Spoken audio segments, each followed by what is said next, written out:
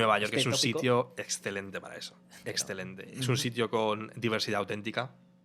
Auténtica, que es una cosa que en España no por nada. Hay muy poca diversidad.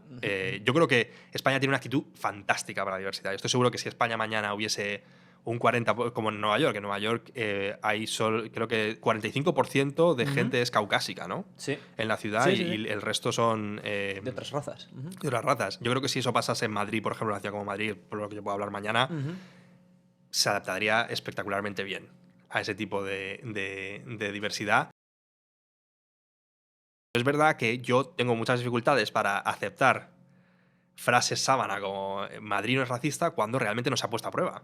Porque no hemos tenido diversidad real, ¿entiendes? Y es innegable que una afirmación tan general es no es racista. Porque racismo, en un ínfimo porcentaje, si quiero, o mayor o menor, con un rango, con una horquilla, lo hay en todos los lugares. A mí, ¿sabes lo que más me molesta? En España, que yo creo que se hace sin mala intención, pero deberíamos revisarlo, es cuando se critican las políticas de inclusión americanas y se les llama corrección política.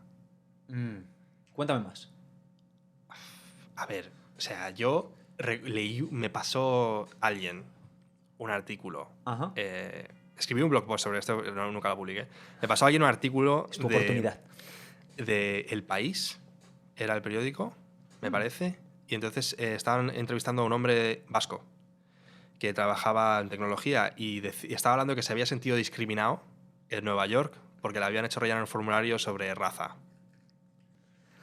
¿Vale? O sea, pero espérate, vamos. O sea, a ver, un segundo, ¿vale? O sea, discriminado. Es que yo creo que muchas veces la gramática y la semántica es muy importante, pero bueno. No, pero escúchame, un hombre blanco. Ya mal vamos, ya. Se ha sentido discriminado porque le han preguntado en un formulario si era blanco. Pues, tío, ¿dónde para contigo? ¿Sabes? O sea, ¿qué haces quejándote? O sea, ¿hay algo más blanco que quejarse de algo así? ¿Sabes lo que te quiero decir? O sea, es decir, estamos en un país aquí donde la policía está muchas veces con un bias tremendo y está viendo casos. Yo no sé si has visto las grabaciones, hombre, ahora está lo de Black Lives Matter, independientemente de las distintas... Ahora mismo es un debate muy complejo y hay mucha gente hablando de cosas puntualizadas. Lo que es innegable es que hay vídeos de hombres y mujeres negros siendo acribillados en situaciones en las que hay vídeos de hombres y mujeres blancas a las que es que nadie está pensando siquiera en disparar un tiro. Y la diferencia parece ser simplemente la raza, ¿no? O sea, me parece increíble que o sea, esa posición de yo soy un hombre blanco de España y tal, y he venido aquí a hablar al periódico de que me he sentido discriminado. O sea, creo que... Y yo entiendo de dónde viene eso, porque a lo mejor si me hubiese pillado viviendo en España, yo también hubiese pensado, bueno, es que qué raro que te pregunten, pero en realidad, o sea, achacarlo a corrección política es absurdo. O sea, en este país las políticas raciales han funcionado.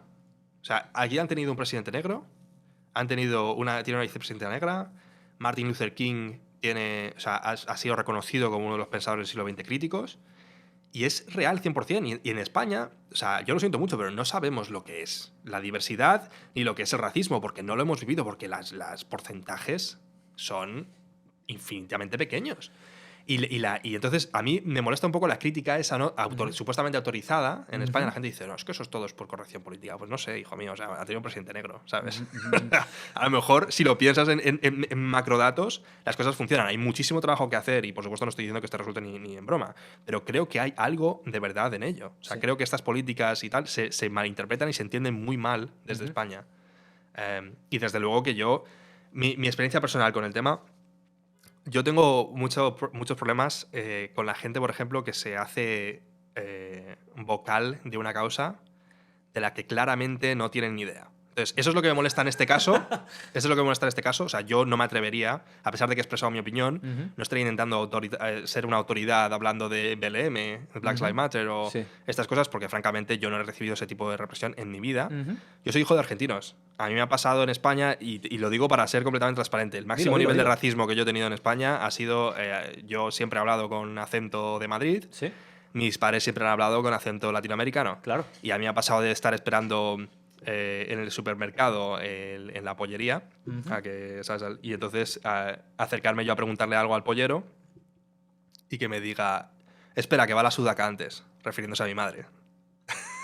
Así. Estas cosas a mí me han pasado. ¿Sí? Estar en doble fila, no poder sacar mi madre el coche porque hay alguien que ha aparcado en doble fila, entonces pitar para ver quién viene, que venga el otro y el señor mirarla de reojo y decirle puta sudaca a mi madre. Estas cosas me han pasado. Como lo sabía que Porque el mi señor madre, que tu porque mi madre madre era- le estaba diciendo, disculpe, le pero es que hablaba. si no, no puedo salir.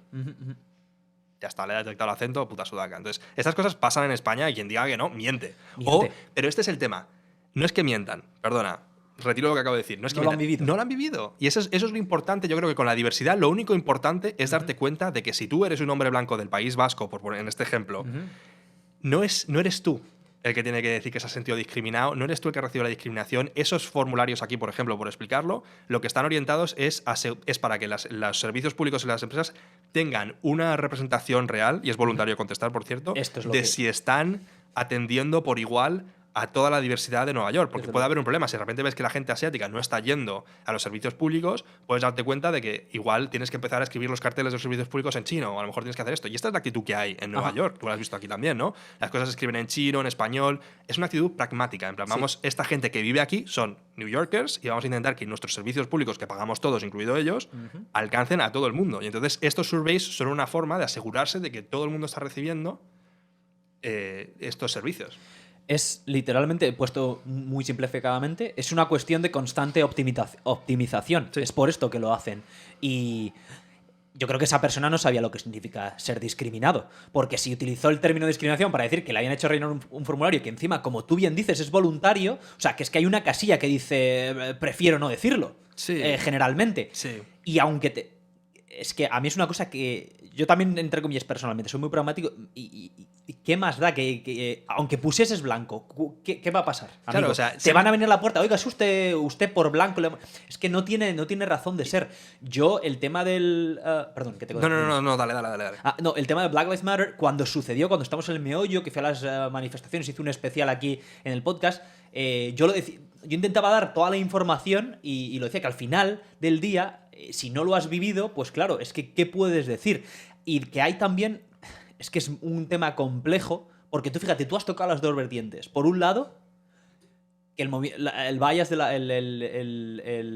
arbitrariedad de la policía, casos que la explicación única parece ser el racismo, los problemas raciales y las tensiones que hay, pero por otro tienes esa otra vertiente de analizándolo con una perspectiva histórica, que al final es como creo que se tienen que ver cosas del calado de la tensión racial en una nación, han hecho un trabajo bastante espectacular desde 1950 a 2021, que sí que tienen problemas. Queda muchísimos problemas que resolver. Que claro. queda mucho por resolver, pero si no intentas ver todos los factores que juegan un papel, es algo, dar una opinión, ya no te digo ni llamarte experto, que yo no me atrevería, pero dar una opinión incluso es tremendamente difícil. Y yo lo hago siempre con la boca pequeña y digo, mira, yo veo este dato, hablo con la gente, que me gusta mucho hablar y al final, hablando con la gente también tienes mucho tema personal, lo que esa persona ha vivido en su barrio, con su familia, etcétera. También Claro. hay esa arbitrariedad, claro.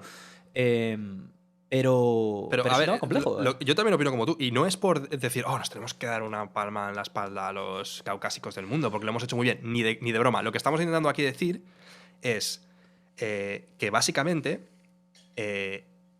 las políticas que pueden ser ridiculizables desde el punto de vista europeo, Sí. ¿vale? O sea, ridiculizar esas políticas es ponerte del lado incorrecto de la historia. Porque aquí, o sea, el caso es que a nivel macro están funcionando y hay que incluso mejorarlas y redoblar, ¿sabes? Lo que estamos haciendo es decir, claramente funciona. Y, o sea, cuando tú criticas ese tipo de cosas desde una Europa que no es tan diversa como Estados Unidos, no tiene esos temas, es difícil entender lo mismo que hablábamos antes, ¿no? O sea, para hablar, cuando uno escucha que alguna minoría se queja de algo con razón, o están denunciando algo más que quejarse, porque estoy traduciendo a veces en mi cabeza, cuando denuncian algo, es fácil tú verlo desde tu punto de vista de no minoría y decir, yo nunca he visto nada similar. Pero claro, o sea, no darte cuenta de lo ridículo que es hacer esa reflexión en tu cabeza es como, claro que no lo he visto, ¿sabes? Yo al final, y perdona que te corte ahí, pero es que creo que de donde debería de partir cuando lo intentas analizar de manera transnacional, Sí. El discurso, la retórica, lo que sucede, las expresiones que vienen de Estados Unidos con Europa, creo que siempre tienes que partir de la base su historia no tiene absolutamente nada que ver con la nuestra. Y como consecuencia, tu opinión, que lo entiendas tú o no, lo creas tú o no, está completamente marcada por tu experiencia en la nación y por la idiosincrasia de esa nación, Claro. basada en la historia, no va a ser, no puede ser, no es similar y no es comparable. Porque Estados Unidos, en España al final, es un lugar que ha sido invadido históricamente por casi todo el mundo que pasaba por allí. Yo esto siempre es una teoría que he dicho aquí en varias ocasiones, para mí, solo habiendo vivido en España, entendiendo la vida como se entiende en España, es imposible, bajo mi punto de vista, a no ser que vengas aquí y lo veas y que leas su historia y que lo entiendas, es imposible que se entienda la cuestión de Black Lives Matter o por qué la tensión racial es de la manera en la que es. Porque no existe. Estados Unidos ha tenido la voluntad, si bien no desde el principio, pero desde hace muchos años, de aunar todas esas, de ser el experimento que llaman ellos, de gente de todos los putos lados, a ver cómo lo combinamos y hacemos que esto tire para adelante. 2 guerras mundiales con una situación favorable geográfica y luego político-económica le dieron ese espaldarazo para convertirlo en superpotencia, que esto es innegable, pero esa parte, ese experimento, no se puede entender con una España en la que al final la gente que vive de manera de etnia, raza y cultura lleva sin ser alterada significativamente 500 años. Sí, y yo ahí lo que dices también juega un papel importante la inmigración. Y ahí ¿Qué es el inmigrante? No solo Claro. ¿qué es el inmigrante? En España, ¿qué es el inmigrante? Excepto en la etapa dorada del ladrillo, el inmigrante es, y esto no sé si me echan encima, pero es la realidad, el inmigrante es, de una manera u otra, un invasor. A no ser que venga de Europa, un invasor en el sentido de, enseguida, cuidado, siempre despacito. Aquí el inmigrante ahora ha cambiado desgraciadamente en los últimos 5 o 6 años por Trump y por determinados sucesos en el país, pero el emigrante viene a aportar, viene a engrandecer el experimento, por lo menos a contribuir. Y eso es una mentalidad completamente diferente. Déjame hacer un disclaimer, ¿vale? Porque yo creo que esto es una opinión que tengo yo, no se lo he escuchado a mucha gente y me parece que es importante abrir este debate. Sí. Para empezar, quiero despejar dudas. A lo mejor la gente que no me conoce y no habla conmigo piensa que igual caigo en el estereotipo de progre, ¿no? La gente cuando en España dice con tanta lastra progre. Sí. A ver, yo creo que en España tenemos unas libertades sociales increíbles. Y esta es mi opinión, y esto es polémico, si la gente se me quiere tirar el cuello, que se me tire el cuello. Yo creo que si no hiciéramos nada en materia social durante 20 años y solo nos enfocáramos en la economía, seguiríamos siendo uno de los países punteros de las políticas sociales, significando que yo no creo que eso ahora mismo tenga que ser una prioridad para el país. ¿Vale? Y eso es algo que ya la gente se metía al cuello. Y el único debate político que hay en España parece rondar alrededor de estas políticas sociales. Sí.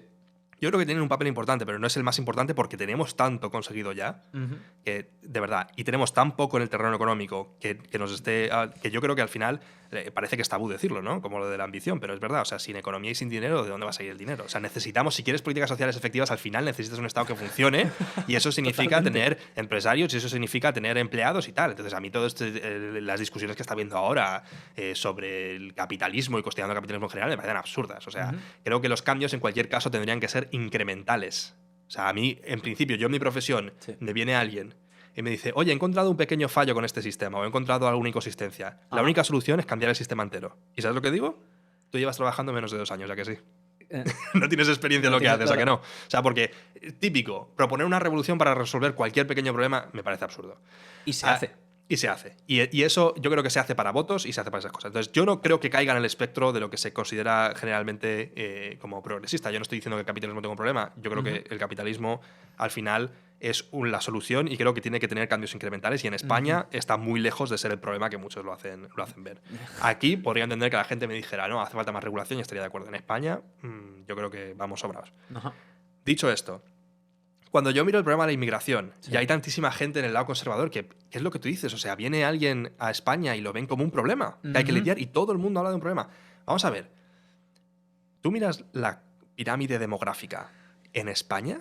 Exacto, sin irte a la economía. España va a desaparecer en 100 años.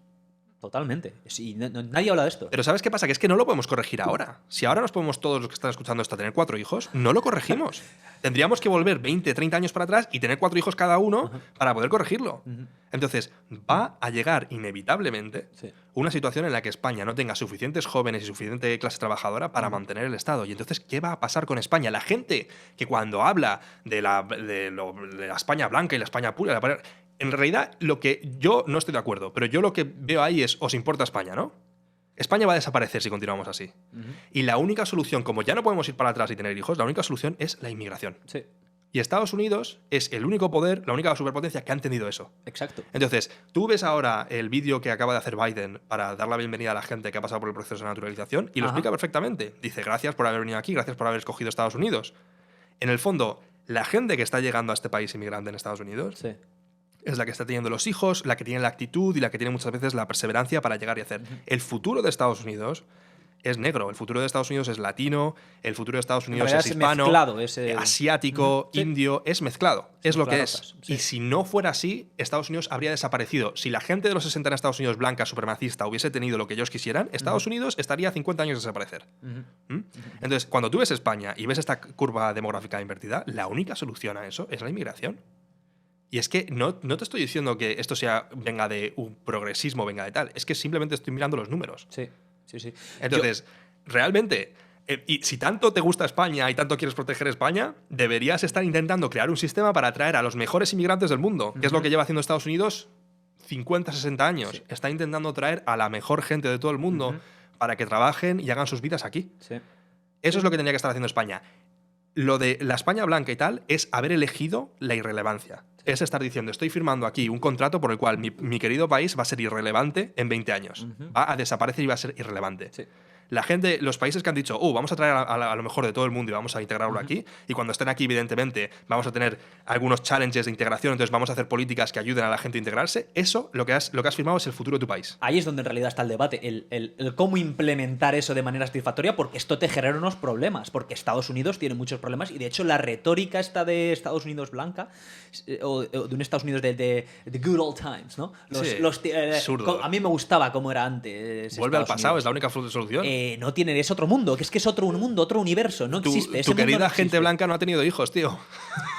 Es que es lo que hay. O sea, tú dices eso y al mismo tiempo dices, qué coñazo tener hijos, voy a tener un hijo, tiene dos. O sea, vale, muy bien, run your mouth, ¿no? Sobre las cosas de inmigración. Pero la realidad es que ya no puedes arreglarlo, necesitas a gente que venga y engorde las filas de los que van a pagar pensiones y ese tipo de cosas. Sí. Y, francamente, tú quieres seguir en tu... O sea, es un suicidio lo que estáis Sí. proponiendo. Pero también te digo que es importante y que es algo que no hacen y es una oportunidad perdida que les va a hacer tener muchos más problemas, es el no tener una actitud transitoria, vamos a decir, una actitud en la que, porque al final, a día de hoy, pese a lo que estás diciendo, con lo que estoy de acuerdo porque son los datos, el hecho está que a día de hoy todavía el 72% de la población estadounidense es de raza blanca.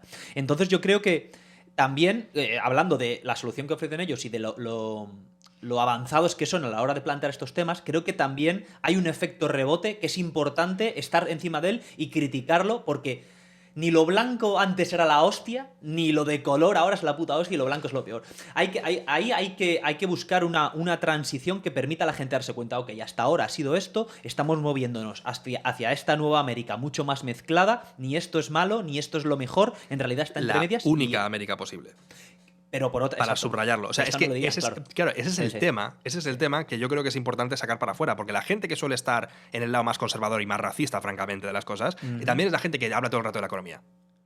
Tío, tu economía Cuenta, no va a cuenta. existir si no haces mezclas, si no tienes inmigración, no va a existir. Mira tu curva demográfica. En Estados Unidos va a existir. España tiene la curva demográfica, sí. Los jóvenes son la minoría. Sí. Eso ya no se puede revertir. No. No, ya tienes que buscar a gente, traerla a este país, no sé, busca en Latinoamérica, que hay mucha cultura en común, si tienes preocupaciones de que o el idioma, si esas cosas te preocupan, haz programas de visas, haz programas para estudiantes, como hizo Estados Unidos durante muchos años, y ponte a la delantera, porque es que no hay gente para rellenar España de aquí a 50 o 60 años. Sin embargo, no por ser abogado de Leolo, pero te pongo la contrapartida. Te podría decir un votante de Vox, vamos a decirlo, o partidario. Pero ¿qué dices, Guido? Si es que pero si en España los jóvenes españoles no tienen trabajo, que hay un 25% de paro. Es un argumento ese fuerte para decir, hostia, si traemos tantos inmigrantes y a los que tenemos en España no los tenemos produciendo, aquí vamos a tener un problema aún más serio del que ya tenemos.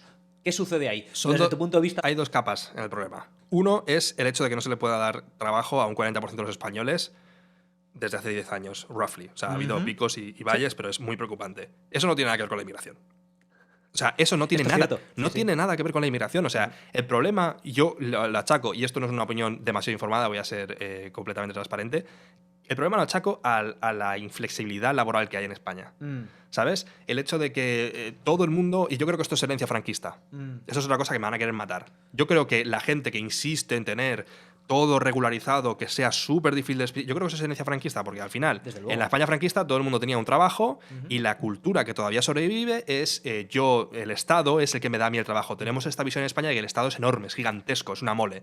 Como detallito, perdón, aquí de Europa, pero para que la gente lo entienda, la gente muchas veces se olvida de que el sistema de seguridad social es un sistema franquista. Claro, pero si es... Claro. Ahora es lo más progresista, ahora es lo más... La filosofía de mirar como el Estado es grande, yo de hecho tengo una teoría de que hay gente que, o sea, cuando la gente a veces te puedes enfadar o te puedes ofender por algo, pero cuando estás absolutamente sacado de quicio es porque hay algo psicológico que te está perturbando mucho, y yo creo que cuando a veces hay gente, ¿no?, que dice, no, yo soy comunista y creo que deberíamos montar un Estado comunista y tal, se enfadan tantísimo a veces cuando escuchan a gente del otro lado del espectro político, porque en realidad hay similitudes tremendas. O sea, el Estado enorme, el Estado regulador, el Estado que lo hace todo. La única diferencia es la religión y la retórica política. Y yo incluso he tenido gente que me ha dicho, no, claro, pero es que la retórica es distinta. Es como, es la definición casi del sofismo, ¿no?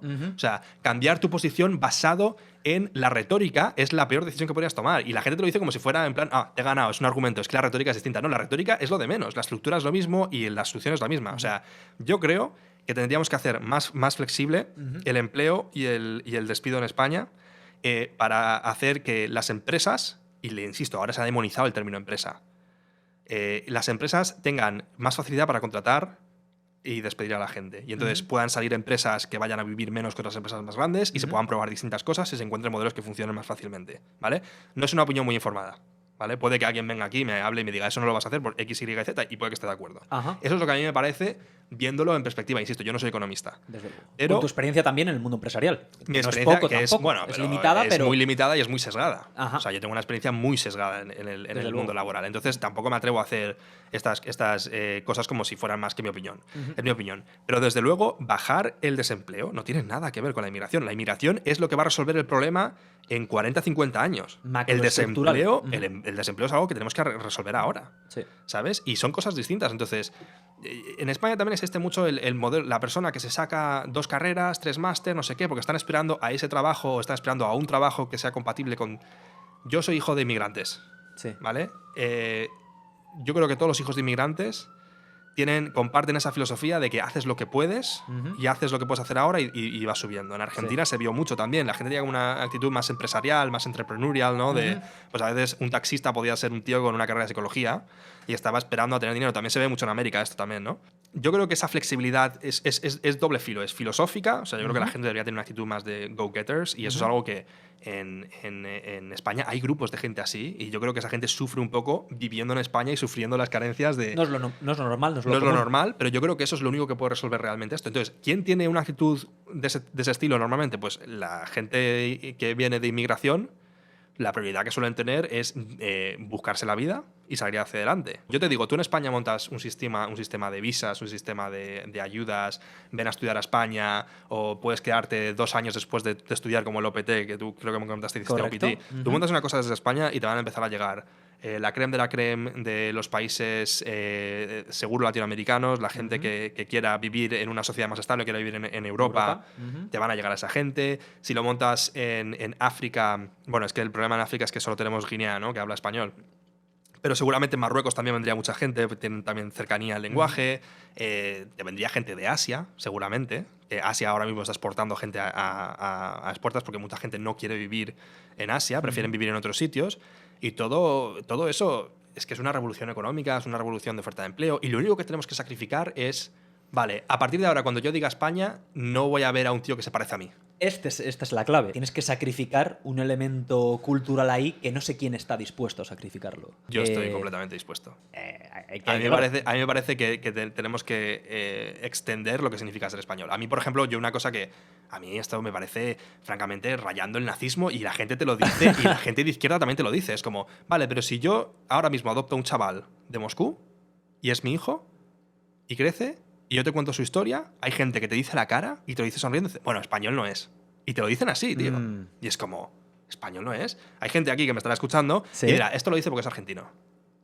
Y esto es tan común, a mí me pasa en la vida, es como yo he nacido en España, me he criado y me he formado en España, y Sí. hay gente que se cree con derecho a decirme a mí que no soy español. Yo tengo un pasaporte español, pero no soy español de verdad, porque no opino como tú, porque no sigo tu estilo, y cuando te conviene me quitas mi Nacionalidad. hispanidad. Claro. Sí. O sea, no sé, tío. Me parece que es irrelevante. O sea, el mejor agravio que le puedo decir a esa gente es. Sí. Es irrelevancia. Irrelevancia dentro de 50, 60 años, cuando no haya jóvenes, tú has condenado con tu actitud a tu país a la irrelevancia. Y la irrelevancia actual, porque es que no contribuye absolutamente nada. O sea, No. cerrar el país, intentar. Lo que tienes que hacer en todo caso es hacerte la idea de que es necesario traer a gente aquí e intentar hacerlo de la mejor forma posible. Esa discusión es productiva. ¿Cómo hacerlo? Pero está discutiendo si hacerlo o no. Es que No tiene razón de ser. Es algo que requiere un trabajo cultural. Al final, la clave de todo, si te fijas, no es de política, es cultural. Es un elemento que yo entiendo que se estarán dando los pasos en los centros de educación, etcétera, pero es un elemento cultural que debe cambiar porque yo lo pienso, yo tengo un sueño, ¿no? Si tuviera dinero, yo diría, ¿por qué no? Estamos trayendo estamos recibiendo hordas de capital humano, de gente. Porque a lo mejor porque yo no soy de padre. Bueno, la familia de mi madre sí es inmigrante, pero inmigrante en la nación, ¿no? Es de ascendencia, son extremeños.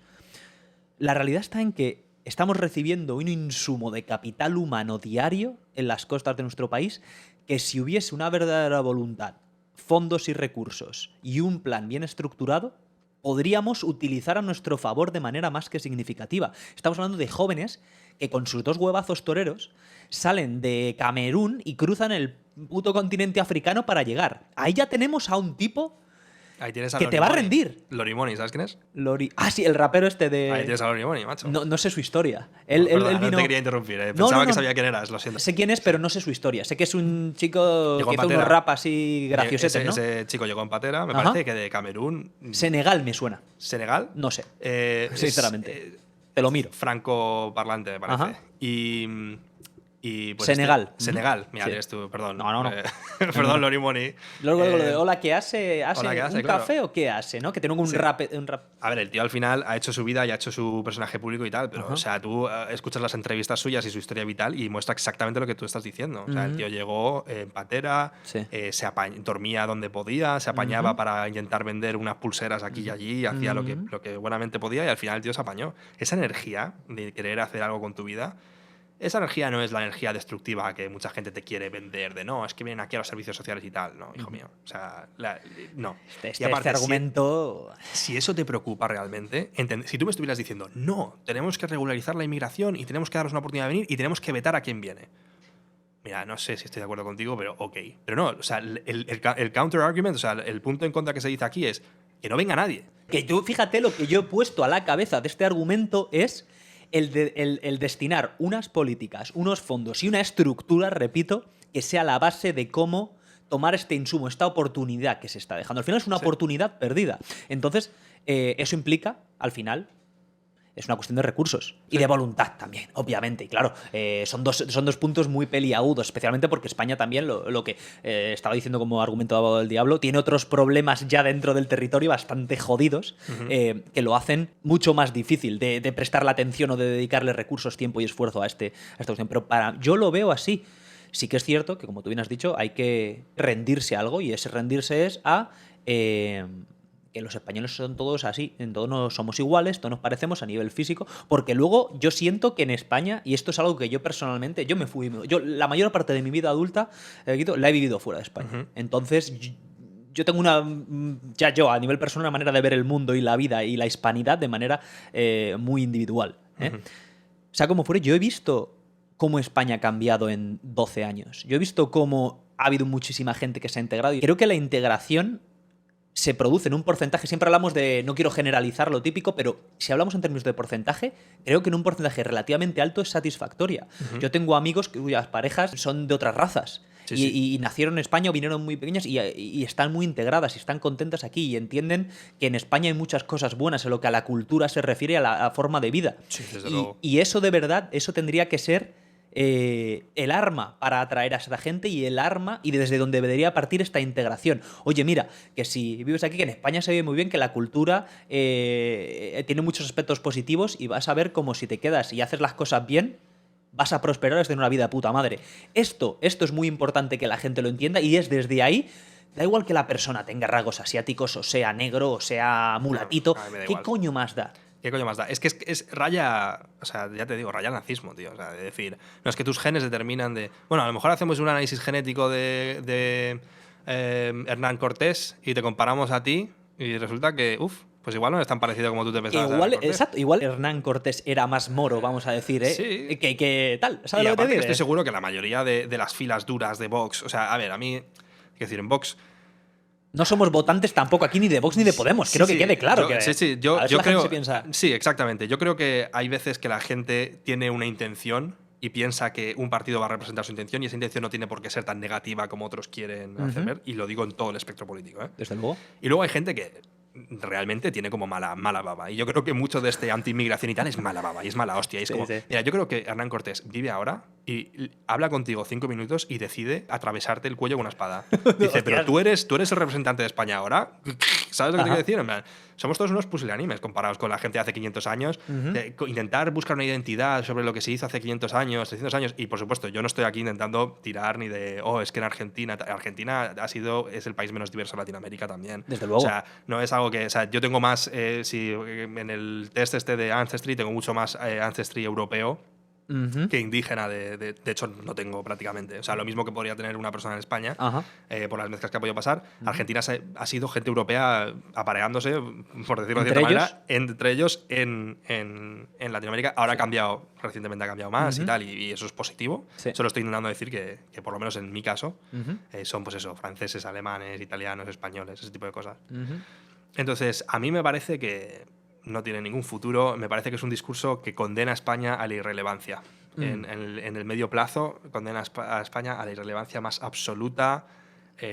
Y creo que eso es absolutamente contrario al espíritu, supuestamente, que abandera ese sentimiento nacionalista, ¿no? España tiene que ser más importante. Potencia, Bueno, pues ¿eh? lo primero que tienes que hacer es garantizar que va a haber gente joven en tu país de aquí a tal. Y dirán, vale, ¿cómo lo hacemos? ¿Cuánto nos tenemos que aparear? Imposible, ya no puedes hacer nada. Ahora tienes que traer gente de fuera.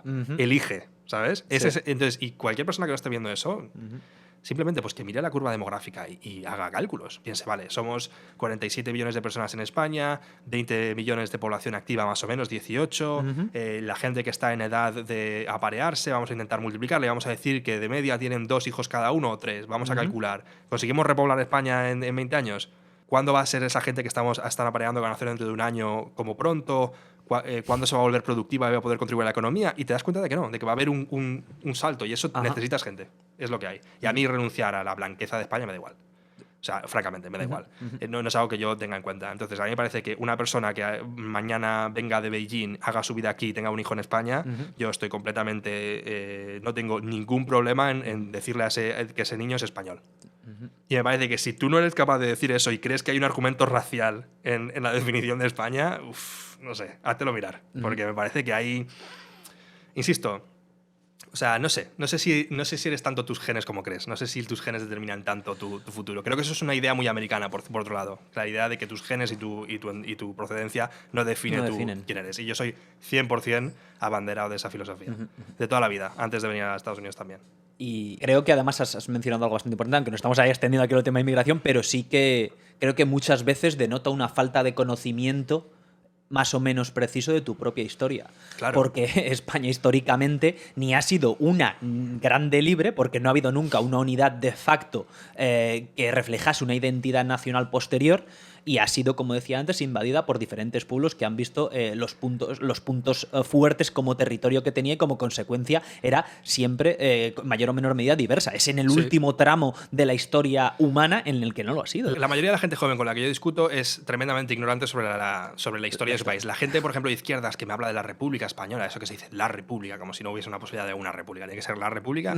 A veces, no sé, yo tuve interés en su día, me pareció muy interesante, leí mucho sobre la República, me sé el himno de la República. La segunda estrofa dice: de nuestros acentos el orbe se admire, el mundo, el globo, ¿Sí? y en nosotros mire a los hijos del Cid.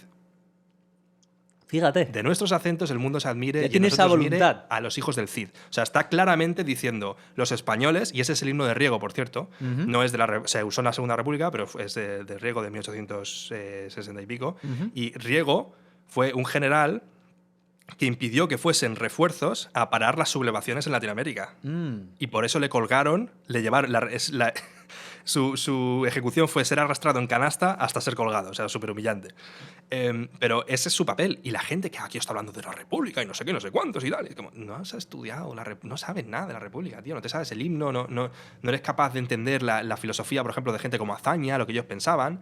La gente te habla del periodo conservador de la República como si fuera la muerte, la ceda. Pero bueno, todos ellos eran republicanos, tío. ¿Sabes? Y era gente que decía, vale, ok, república, pero también podemos ser conservadores. No, imposible. Antes, y la gente se olvida, esto es antes de que se le haya visto la pluma a los soviéticos, antes de que se le haya visto la pluma al fascismo. Exacto, antes de la Segunda Guerra Mundial, estamos hablando, de los 30. Claro, exacto. Entonces, la gente que ahora mira para atrás y dice es que eran unos fascistas, y no sé qué, es como, a lo mejor era lo que estaba de moda si eras conservador, decir que eras fascista, no se había puesto a prueba, no se había probado.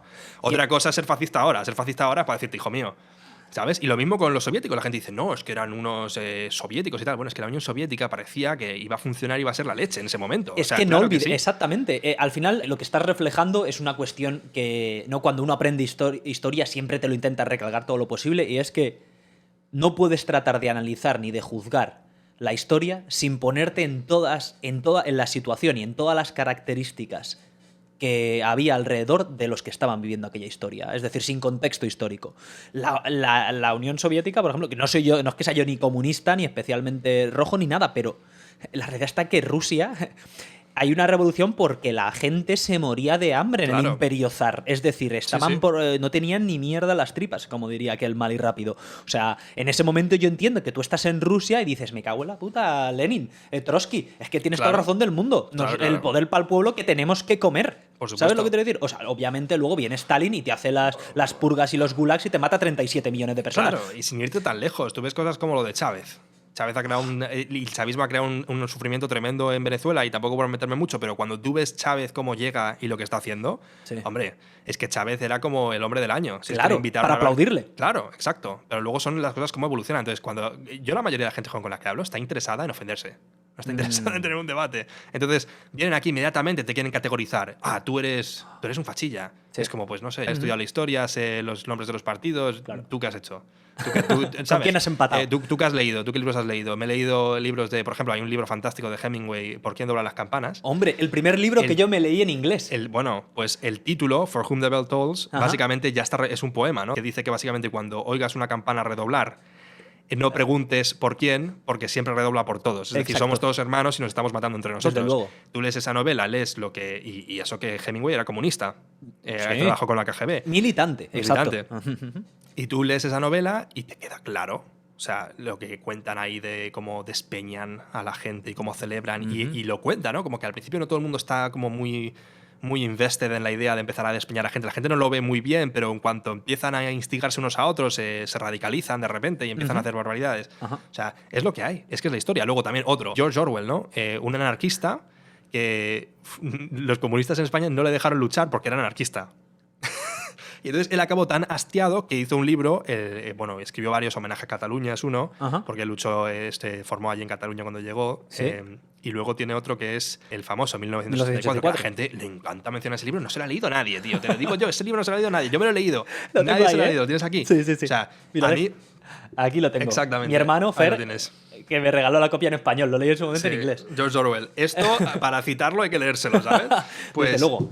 Este libro tiene varias cosas. Una de ellas es que el malo malísimo, el dictador, es claramente Stalin.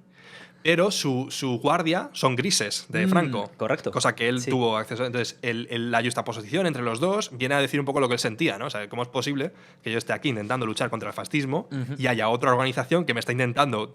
Mucho más dictatorial. Estuvo en calabozo por ser anarquista.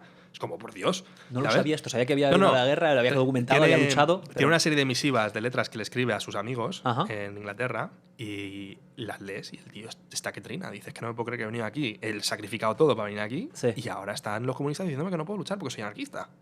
Y estamos en guerra, ¿sabes? O sea, bueno, absurdo. Y otra cosa de esta novela que a mí me impactó y se me ha quedado es la relación amorosa que hay, ¿no? Hombre. Y cómo esa relación amorosa que es impedida por el sistema y por el Estado. Yo creo que esa es la única forma de perder como sociedad. Cuando ese tipo de relaciones personales, vínculos personales, el amor básicamente es, esto suena muy cliché, es impedido o es oprimido y es tristísimo cuando lo ves. Y cuando lo ves en esta novela, ahí te das cuenta de que George Orwell, sentado en una trinchera en 1936, se estaba ya dando cuenta de por dónde iban los tiros. Y es casi deprimente, ¿no? Cuando lees algo así. Casi muy deprimente, porque además es tan aséptico, ¿no? Hay, es como... Exacto. Pero separan, te limpian el cerebro. Exacto, pero el hecho de que George Orwell, que tendemos a pensar que en el pasado la gente era distinta y ahora sí que estamos bien. Y te das cuenta de que hay gente leyendo novelas de hace mucho tiempo, te das cuenta que hay gente hace mucho tiempo que sentía los mismos vínculos que yo podría sentir por mi mujer Chris y vivieron tiempos jodidos. Entonces te das cuenta de que nada está garantizado y por eso es importante que estas cosas se lean. Pero no, lo único que se hace en la política española es referenciar el libro sin habérselo leído, claramente. Y como mucho te ponen el Gran Hermano. Gran Hermano está tal. Oh, el Gran Hermano, no sé qué. Y no se hace un análisis más allá. Exacto. Y luego me pasa también con la gente más conservadora, ¿no? O sea, que o me quitan la españolidad y me dicen, tú es que eres hijo de inmigrantes. Yo por eso tiendo a no decirlo, porque dejan de escuchar el momento que lo digo. Pero yo he estudiado la historia de España y me encanta la historia de España. Yo te podría contar, yo podría darle un schooling a mucha gente que va de súper pro España sobre la historia de España que ellos no han leído. Yo me sé coplas de pe a pa, de Antonio Molina, de Manolo Escobar. Me encanta. Manolo Escobar, su familia acogió a un profesor republicano que estaba siendo perseguido. Y es el que educó a Manolo Escobar y a sus hermanos. Conozco un montón de la historia de España y me encanta. O sea, la realidad es que me encanta. Incluso mucha gente que me habrá conocido en España te dirá, joder, Guido es un poquito nacionalista, tío. Es un poquito tira para ese lado. O sea, es que siempre está hablando de España y de las oportunidades perdidas de España y lo importante que ha sido España en la historia y qué poco mérito se le da. Y, o sea... Cuando vean esto, que has estado 20 y pico minutos hablando de la necesidad de inmigrantes, del color que no importa y todo, les vas a dejar descolocados. Va a decir, me lo han cambiado, a mi Guido. Pero claro, exactamente. Pero es como, yo quiero que España sobreviva y te estoy diciendo que demográficamente la única forma que tenemos, no hay otra alternativa, es que vengan inmigrantes. Entonces vamos a tomarnos la tarea de frente, como ha hecho Estados Unidos, que lo ha hecho bien, y vamos a intentar crear un sistema para que esto pase.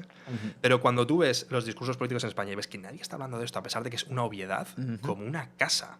Nadie habla del tema, nadie habla de la economía, nadie habla de la deuda. Creo que también existe mucha presión impuesta en que las etiquetas se cumplan, en el miedo a qué van a decir de ti, en el miedo en el que tú no seas un tal de los buenos, etcétera, etcétera. Y creo que una falta de flexibilidad al final, que es fruto de unas posturas obsoletas que no representan el mundo en el que vivimos. O sea, a mí me parece increíble que todavía estructuras políticas que fueron desarrolladas hace más de un siglo, con la revolución que hemos vivido y que estamos viviendo en estos momentos, que todavía se tomen no solo por válidas, sino por el estándar y de donde debe partir todo, me parece un error garrafal. Sí, es un error garrafal. Y mira que España está lleno de buenas ideas, ¿eh? Fíjate, ha habido buenas ideas, muy buena actitud por la gente, tiene mucho potencial. Eso es lo que te decía antes, ¿no? Que también los argentinos compartían, lo de oportunidades perdidas, tío, que te da la sensación de dices, joder, o sea, estamos a esto de la gloria y somos... No, o sea, no nos podemos permitir a nosotros mismos llegar allí. Porque tenemos estos problemas que nos hemos autoimpuesto, porque tenemos estas tonterías que decimos. De repente parece que lo más importante aquí es la castidad española. O sea, no sé, tío. No tiene razón de ser. No tiene razón de ser. Queremos matar a nuestros empresarios, que son los únicos que pueden... Esa es otra. La gente habla dice, las empresas y tal, y se imaginan a un hombre del Monopoly con el puro, la panza y tal. En España, el dato concreto es que el 80% de las empresas son pymes. En Estados Unidos incluso es más grande el porcentaje de empresas pequeñas. ¿Qué me dices? Sí, eso es una cosa que la gente seguramente le pillará por sorpresa. Son pymes, es decir, son 3 o 4 personas. Y cuando hablas de estas cosas de es que las empresas explotan a los empleados, ¿qué te estás imaginando? ¿A Paco explotando a Maite y a Juan y es una empresa de 3 personas? ¿Es lo que te estás imaginando? No, te estás imaginando aquí, pues esto, las referencias de George Orwell, te estás imaginando aquí un estado opresor y tal. Es todo tontería, chicos. O sea, hay que mirar... Es muy fácil buscar en Google en plan, vale, ¿cuál es el desglose de las empresas en España? ¿Qué tamaño tiene? Y te vas a dar cuenta de que estás hablando de Maite, de Paco y de Juan. Sí. No estás hablando de corporaciones. Y no estás hablando de Telefónica, no estás hablando de eso. Estás hablando de gente, al fin y al cabo. Y entonces, que esa gente...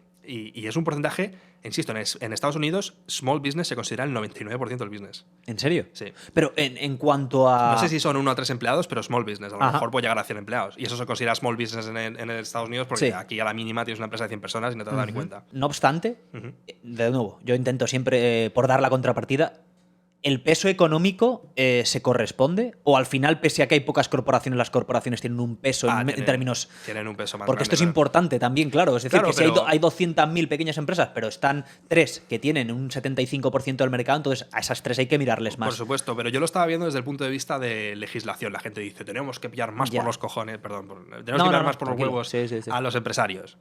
Y es como, esa es una policy que va a entrar en efecto para el 80% de gente que son 3. Ajá. 3 por empresa, ¿no? Sí. Y a esa gente es a la que tienes que...